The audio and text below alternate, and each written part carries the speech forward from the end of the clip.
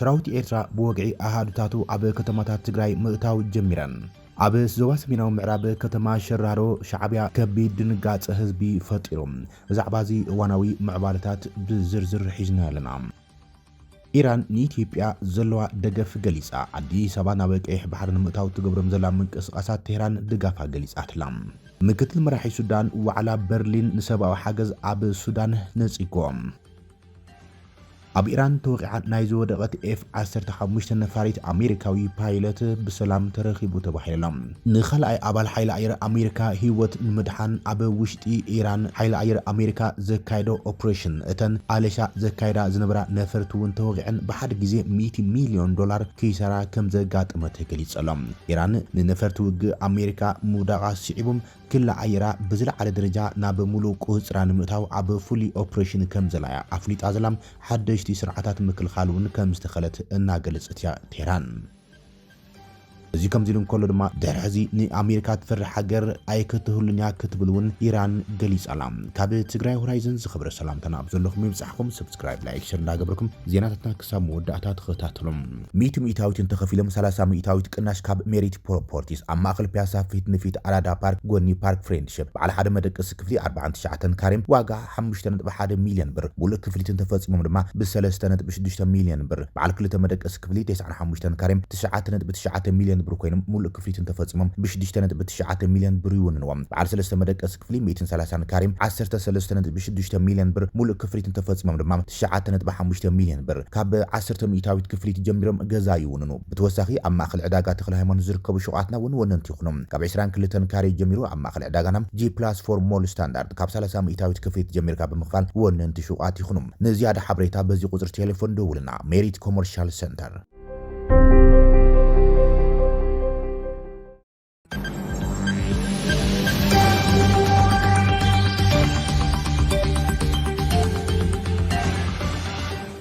ሰራዊት ኤርትራ ብወግዒ ኣሃዱታቱ ኣብ ከተማታት ትግራይ ምእታው ጀሚረን ኣላ። አንጻር መንግስቲ ኢትዮጵያ ዝካየዱ ጽምዶታት ድማ ናብ ሓይላዊ ስጉምታት ከይዓቢ ስክፍታት ሓይልመሎም። ህወሓት ምስ መንግስቲ ኢትዮጵያ ርክባቱ ከም ዝበተኸን እቲ ዘራኽቦም ስምምዕነት ፕሪቶሪያ እውን ባዕሉ መንግስቲ ብልጽግና ከም ዘፈረሶም እናኸሰሰ እዩ ዝርከብ። እዚ ድማ ብልጽግና ኣብ ጭንቅን ጸበባን ዝርከብ ትግራይ ምስ መላፍንታ ጎረባብቲ ሓይልታት ኮይኖም ተጠናኺራ እያ ትርከብ። ድሕሪ ሕዚም ትግራይ ዝተፈለየ መፍትሒ ዘድልያ ምስርዓት ኢትዮጵያ ዝረኽባን ዘረዳድኣን ጉዳይ የለን ኢሎም መራሕቲ ህወሓት ኣብ ሚድዮም ጋዜጣዊን ምዝራብ ጀሚሮም ኣሎም። ብወገን መንግስቲ ፌደራል ህወሓት ምስ ሻዕብያ ተሻሪኹም ኢትዮጵያ ንምፍራስ ብምንቅስቓስ ንትግራይ ተባሂሉ ዝለኣኽ በጀትን ካልኦት ቀረባትን ድማ ህወሓት ናብ ኩናት የውዕለሎም ናብ ኤርትራ ድማ የሳግረሎ እናበለ እዩ ዝኸሶ ዘሎ። ኣብ ከምዚ ዝበለ ወጥሪ ኩነታት ዝርከቡ ህወሓትን መንግስቲ ፌደራል ድማ ካብ ትግራይ ዘደንፁ ምዕባለታት እዮም ዝወፅእ ዘሎ። እቲ ትማሊ ምስ ሓይልታት ኢትዮጵያ ተሻሪኹ ኣብ ልዕሊ ህዝቢ ትግራይ ሃፍተ ገነቱን መሬቱን ዘስካሕክሑ ገበናት ጆኖሳይድ ዝፈጸመ ኣራዊት ሰራዊት ኤርትራ ዝብል ቅጽል ሽም ዝተዋህቦ ሰራዊት ኤርትራ ዳግም ከተማታት ትግራይ ክውሕዝ ጀሚሮሎም። ኣብ ዞባ ሰሜናዊ ምዕራብ ትግራይ እትርከብ ብሻዕብያ ተደጋጋሚ ጨፍጫፍን ዘስካሕክሑ ገበናትን ዝተፈጸመላ ከተማ ሸራርም ትማሊ 26 መጋቢት ነበርቲ ዘደናገጸ ክስተት ይተራእዮም። እቲ ትማሊ ንኣደ ምስ ውላዳም ብዘስካሕክሕ መንገዲ ዝደፈረን ዘጋፍዕን ኣቦ ኣብ ቅድሚ ደቁ ክርስቲያን ክሳቐ ንብረት ዓብይ ንእሽቶ ነቂሉ ዝወሰደም ወይ ዘዕነወ ገበነኛ ወታደር ሰራዊት ኤርትራ ዝፀዓና ጥሩምባ ዕንጽራር ገይረን ብርክት ዝበላ መኻይን ናብታ ከተማ ኣቲነላ።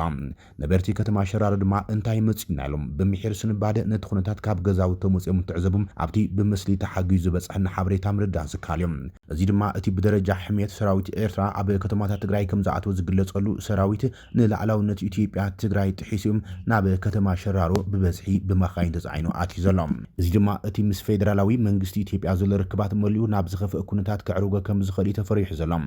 መራሕቲ ህወሓት መንግስቲ ኢትዮጵያ ኣብ ልዕሊ ትግራይ ዳግም ዕፅዋን ክባን ኣውጅም ሰራዊቱ ኣኽቢቡ ኣሎ እናበሉ ዝኸሱ ዝነበሩ ኮይኖም ሕዚ ከም ናይ ዓመይ ኮነን ተዳሊና ኣለና ኢሎም ድማ በቲ ካልእ ገጽ ኣብ መድረኻት ይዛረቡ እዮም ዘሎም።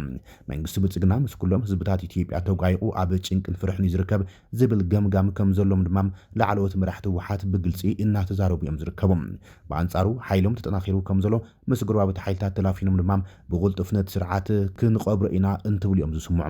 ሎሚ ቅነ መግለጺ መግለጺ ዘርግሐት ብጀነራል ምግበይ ሃይለ ትእዛዝ ምዕራባዊ ግንባር ንጸላኢ ህዝቢ ትግራይ ዝኾነ ስርዓት ብልጽግና ቀቢርናም ዘላቕን ውሕሱን ህልውናና ክንረጋግጽ ኢና ክትብልያም መግለጺ ዘርጊሓ ኢልና ጸብጺብና ነርና ሻዕብያውን ካብ ወገን መንግስቲ ኢትዮጵያ ዝተልዓለ ሕቶ ኣፍ ደገ ባሕሪ ናይ ህልውና ሓደጋ ከም ዘጋጥሞ ዝገልጽ ዘሎ ኮይኖም ንመራሕቲ ወሓድ ድማ ብላዕለዋይነት ይመርሖምን ይእዞምን ከም ዘሎ ቅድሚ ሰሙን ሓደ ላዕለዋይ ወተሃደራዊ መራሒ ትግራይ ገሊጹ ነይሮም ኣፍሪካን ኢንተሊጀንስ እውን ቅድሚ ሰሙን ኣብ ዘርግሖ ጸብጻብ ከምኒ በዓል ሜጀር ጀነራል ኢዮብ ፍስሃየ ወይ ድማ ሓሊባይ ዝርከቦም ላዕለዎት ወተሃደራውያን መራሕቲ ሰራዊት ኤርትራ ኣብ ከተማ መቐለ ተጓዒዞም ምስ ኣዛዚ ሓይልታት ጸጥታ ትግራይ ምዃኑ ዝግለጽ ጀነራል ፍስሃ ኪዳኑ ተራኺቦም ከም ዝነበሩ ጸብጺባ ነይራ ኣብቲ ኣብ ከተማ መቐለ ዝተኻየደ ኣኼባ ድማ ጽምዶ ኣንጻር መንግስቲ ብልጽግና ኮይኖም ኣብ ዝተፈላለዩ ጉዳያት ግን ኣብ ስምምዕነት ከም ዘይበጽሑ ዘመልክት ሓበሬታ ዘርጊሓ ነይራ ውግንና ሰራዊት ንህዝቢ ኢሎም መርገጺኦም ዘነጸሩ ላዕለዎት ወተሃደራውን መራሕቲ ቲኤፍ ዝነበሩ ሓደ ዝኾነ ጀነራል ከበደ ፍቃዱ ሻዕብያ ንጉጅለ ህወሓት ጉዳይ ውልቃይት ጸገደ ይጽንሐልኩም ሕዚ ናይ ሓባር ናይ ህልውና ሓደጋ ዝኾነና ብልጽግና ንበሎ ኢሎም ከም ዝኣዘዝዎም ገሊጹ ነይሮም እቲ ምስ ሻዕብያ ተላፊንካ ዝግበር ኩናት ድማ ንረብሓ ህዝቢ ትግራይ ዘይኮነም ንህልውና ክልቲኦም ጉጅለታት ዝግበር ዘይዕውት ምዃኑ ተዛሪቡ ነይሩ ብስንክቲ ደበና ኩናት ከተማታት ትግራይ እውን ዕጫ ከተማታት ኤርትራ ዝበጽሐን ዘሎ ኮይኖም ዓቕሚ ዘለዎ መንእሰይ ትግራይ ዓዱ ገዲፉ ብኣየርን ምድርን ዝሃድመሉ ኩነታት ከም ዘሎ እዩ ጸብጸባ ዝወጽሎም ከተማታት ትግራይ ድማ ብጸውታ ዝወሓጣሉ ኩነታት ኢና ንዕዘብ ዘለና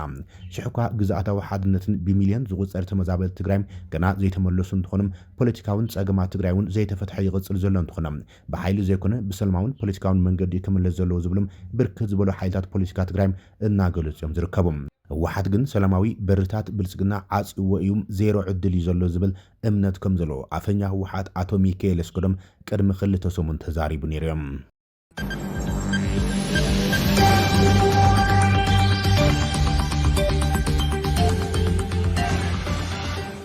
ኢራን ንኢትዮጵያ ዘለዋ ደገፍ ገሊጻ ኣዲስ ኣበባ ናብ ቀይሕ ባሕሪ ንምእታው ትገብሮ ምንቅስቓስ ቴህራን ድጋፋ ገሊጻትላ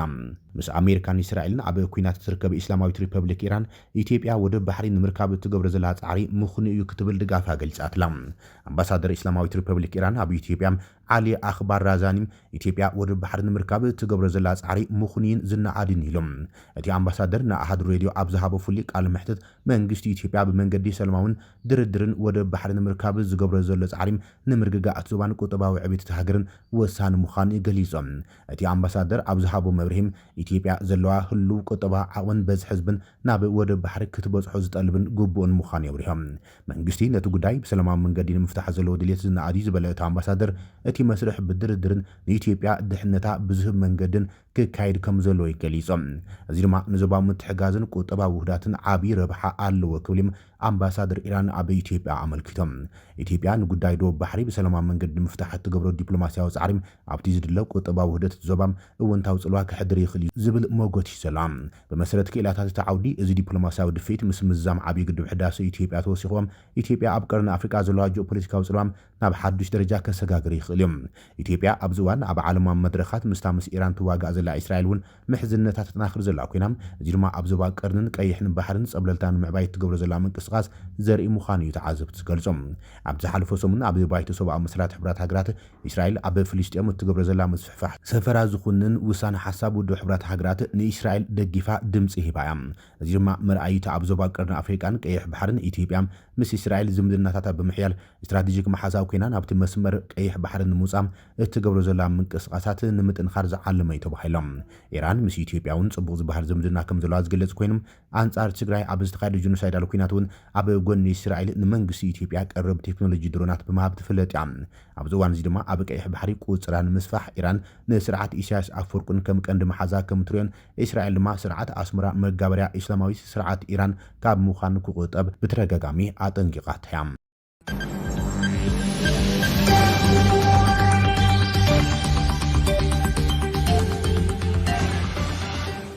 ምክትል መራሒ ሱዳን ዋዕላ በርሊን ሰብኣዊ ሓገዝ ኣብ ሱዳን ንጽጓም ምክትል ኣቦምበር ባይቱ ላዕላውን ሱዳን ማሊክ ዓጋር ዝሓለፈ ቀዳም ነቲ ኣብ ሱዳን ዘሎ ሰብኣዊ ቅልዋም ንምፍታሕ ብሃገራት ሕብረት ኣውሮፓ ኣብ በርሊን ክካየድ ተወጢኑ ዘሎ ዋዕላ ተቃውሞ ገሊጾሎም እቲ ተቃውሞ ኣብቲ ዋዕላ ክሳተፍ ዘይተዓደመ መንግስቲ ሱዳን ነቲ ስጉምቲ ወግዓዊ ምንጻግ ፈላም እዮም ሃገራት ኣውሮፓ ኣብ ቀረባ እዋን እቲ ን15 ማይዛ ክካየድ ተመዲቡ ዘሎ ዋዕላ ሰብኣዊ ደገፍ ንሱዳን ንምውዳብ ኣፍሪጦን እየን እዚ ድማ ቅድሚ ሕዚ ኣብ ፓሪስን ለንደን ዝተኻየደ ህጉራዊ ኣኼባታት ስዒቦም ዓጋር በህዝባዊ ሊግ ሰብኣዊ ትካላትን ምምስጋን ኣብ ዘዳለዎ መደብ ኣብ ዝሃቦ መግለፂ ኣብ ቀረባ እዋን ዝካየድ ዋዕላ በርሊን ምስ ድልየትን ባህግን ህዝቢ ሱዳን ዝጋጮ ምዃኑ ይገሊጾም። ዓጋር መፍትሒታት ብዜጋታት ሱዳን ጥራይ ክውሰን ከም ዘለዎ ዘስመረሉ ኮይኑ ህዝቢ ብግዳም ዝተጻዕነ ውሳነታት ይነጽግ ብምባል ነቲ ግጭት ካብ ህዝቢ ብዝብገዝ ክፍታሕ ዘለዎ ኩናት ሱዳን እዩ ክብል ገሊጾም። ሓያሎ ፖለቲካውያን ሓይልታት እውን ነቲ ኣብ በርሊን ዝካየድ ኣኼባም ምእጋዶም ኣፍሊጦምሎም። ኣብ ምምራፅ ተሳተፍቲ ዘይምዕሩይነት ምስቲ ከም ጎናዊ ምምሕዳር ዝገልጽዎ ምምሕዳር ዝተኣሰሩ ትካላት ዝጠቅም ወግዓዊ መንግስቲ ምግላልን ብምባል እዮም ጠቂሶሞም። ጸብጻባት ፕሬስ ከም ዘመልክትዎ ኣዳለውትን ዝተፈላለዩ ፖለቲካውያን ጥምረታትን ውድባትን ሱዳን ዝውክሉ ኣስታት 4 ሰባት ኣብቲ መስርሕ ክሳትፉ ዓዲሞም። ዓጋር ነቲ ነዊሕ እዋን ብዛዕባ ኣብ ዞባ ኣብየ ይጸንሐ ምስሓቡን ምልኪቶም ኣብ ቦምበር ቤት ምክሪ ላዕላውነት ዓብድልፈታሕ አልቡርሃን ፕሬዚደንት ደቡብ ሱዳን ሳልቫኪር ማያርዲትን ነቲ ጉዳይ ንምፍታሕ ብሓባር ክሰርሑ ምዃኖም ገሊጾም። ላዕላውነት ኣብ ልዕሊ ኣብይ ኣብ መንጎ ካርቱም ጁባን ዘካትዕ ነጥቢ ኮይኑ ይቕጽለሎም።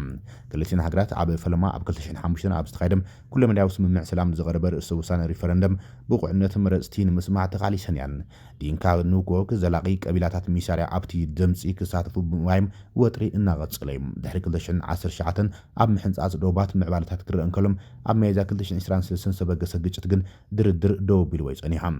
ዓጋር መንግስቲ ኣብ እዋን ኩናት ኣገልግሎት ንዝህባ ሰብኣዊ ትካላት ዘለዎ ምስጋና ገሊጾም። ሃገራዊ ላዕላውነት ግዛኣታዊ ሓድነትን እንተደኣ ኣኽቢሮም ሱዳን ምዞም ጉጅለታት ሰብኣዊ ሓገዝ ርክባ ንምሕያል ተወፋይነት ኣለዋ ክብል የስሚሩሎም።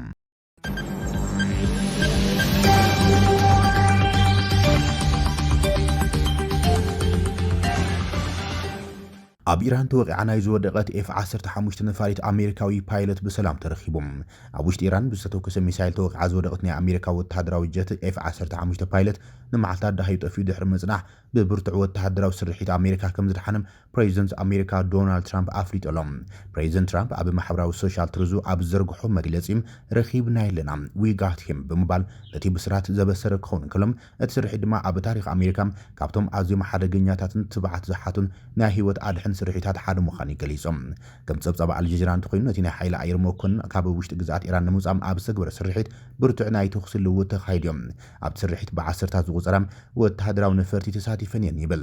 እቲ ዝደሓነ መኮንን ማዕርግ ኮሎኔል ዘለዎ ኮይኑ ኣብዚ ሕዚ እዋን ጉድኣቱ እኳ እንተበፅሖ ካብ ግዛኣት ኢራን ወፂኦም ድሕነቱ ኣብ ዝተሓለወ ቦታ እዩ ዝርከብ ኢሉ ትራምፕ። ዝሓለፈ ዓርቢ ሓይልታት ኢራን ነታ ናይ ኣሜሪካ ኤፍ-15 ጀት ወቂዖም ምስ ወደቕዋ ክልተ ፓይለታት ብፓራሹት ዘኢሎም ከም ዝወፁ ዝዝከር እዮም። እቲ ሓደ ብቕጽበት ክርከብ እንከሎም እቲ ካልኣይ ግን ዳሃዩ ጠፊኡ ጸኒሖም። መንግስቲ ኢራን ነቲ ፓይለት ኣብ ቁጽሪ ውዒሉ ኣካል ንዝረከበም ናይ 50,000 ፓውንድ ሽልማት ከም ዝህብ ምእዋጅ ሰዒቦም ኣብ መንጎ ሓይልታት ፍሉይ ስርሒት ኣሜሪካን ነቲ ሽልማት ዝደልዩ ዕጡቓት ኢራን ብርቱዕ ናይ ምድላይ ቅድድም ተኻይዱ ነይሮም።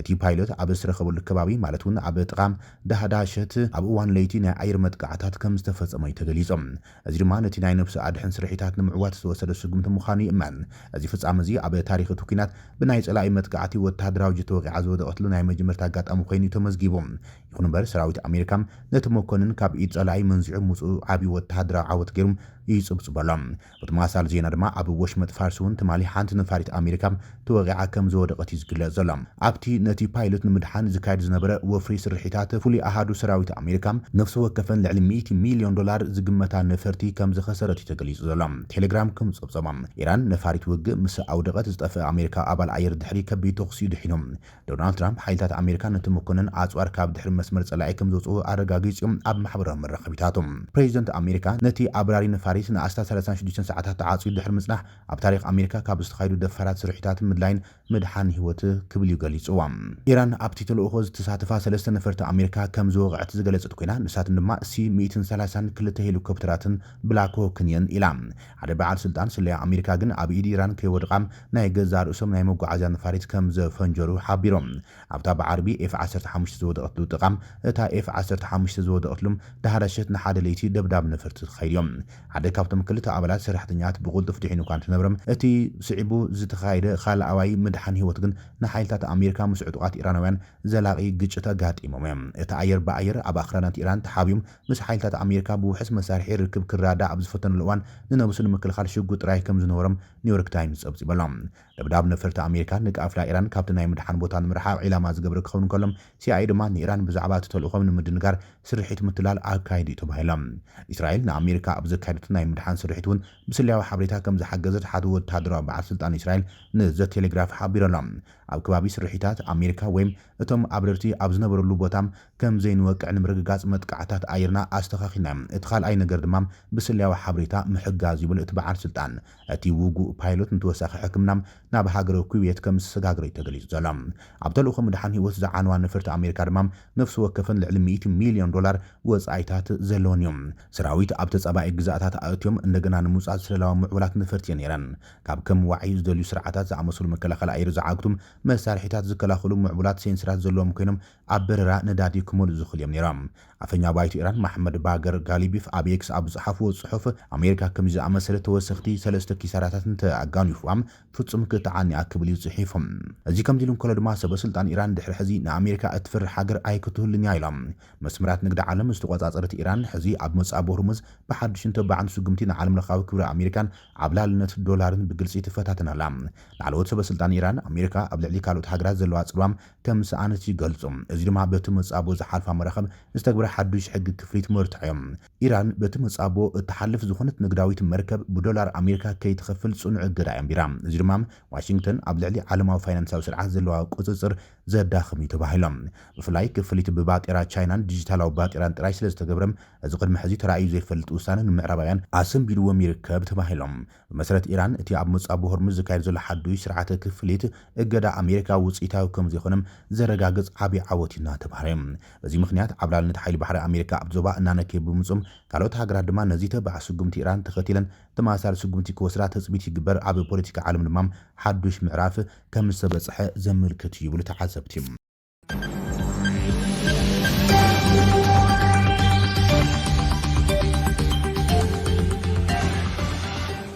ክብራትን ፍትዋትን ተኸታተልቲ ዜናታትና ንይሰዓት ዝብልናይ መሓደሽቲ ምዕባለታትን እዋናዊ ዜናታትን ዛዚምና ኣለና ንምክትታልኩም ነመስግን ሰላም